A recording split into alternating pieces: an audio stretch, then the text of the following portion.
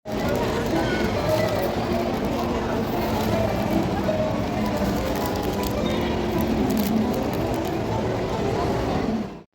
morning travelers, welcome to another Kentot Eats. And naata karon sa Lemcat kay Center kay atong i-try ning Chingos coin na grabe jud kaayo ka trending sa Korea and naapod ni siya sa Cotabato and Davao City.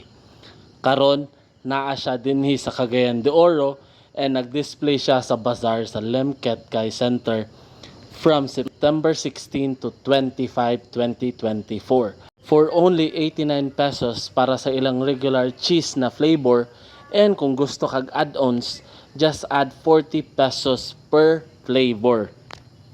Another must try travelers, sulit and lami jud siya.